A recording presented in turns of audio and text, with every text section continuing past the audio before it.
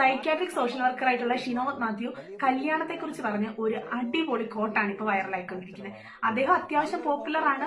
അദ്ദേഹത്തിന്റെ ഇൻസ്റ്റാഗ്രാമിലുള്ള മിക്ക വീഡിയോസും വൈറലുമാണ്. പക്ഷെ അദ്ദേഹത്തിന് കല്യാണത്തെ കുറിച്ചുള്ള ദീർഘവീക്ഷണം എന്തായാലും ഒരു അപാരം തന്നെ. ഇത് ഞാൻ നേരത്തെ അറിഞ്ഞില്ല. നിങ്ങൾ എന്താണെങ്കിലും ഒന്ന് കണ്ടുനോക്കുക കേട്ടോ.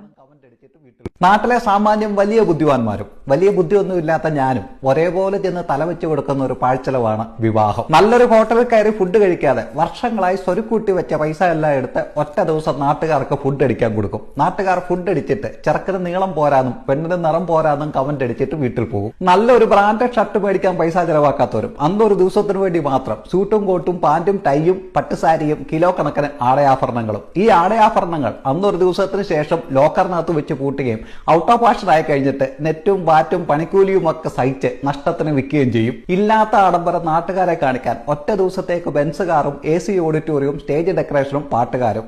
അങ്ങനെ ഒരു ദിവസം കൊണ്ട് ഒരു കാര്യവുമില്ലാതെ 10-20 ലക്ഷം രൂപ സ്വാഹ. ശരിക്കും പറഞ്ഞാൽ ചെറുക്കനും പെണ്ണും ഒരു അഡ്ജസ്റ്റ്മെന്റിൽ എത്തിയിട്ട് ഒരു ദിവസം നൈസായിട്ട് നാട്ടിൽ നിന്ന് അങ്ങ് മുങ്ങണം.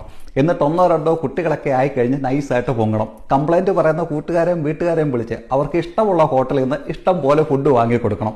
എന്നിട്ടും ബാക്കി വരുന്ന പൈസ ഫിക്സഡ് ഡെപ്പോസിറ്റ് ഇട്ട് എല്ലാ വർഷവും അതിന്റെ പലിശ എടുത്ത് കൂട്ടുകാർക്ക് ട്രീറ്റും വീട്ടുകാർക്ക് ഒരു ട്രിപ്പും നടത്തിയാലും ബാക്കി ലാഭമായിരിക്കും. കുറ്റം പറയുന്ന നാട്ടുകാരെ തിരിച്ച് കൊഞ്ഞനം കുത്തി കാണിക്കണം എന്ന ചെറിയൊരു സാങ്കേതിക പ്രശ്നമല്ലാതെ മറ്റു പ്രശ്നങ്ങളൊന്നും ഈ വിഷയത്തിൽ ഞാൻ കാണുന്നു.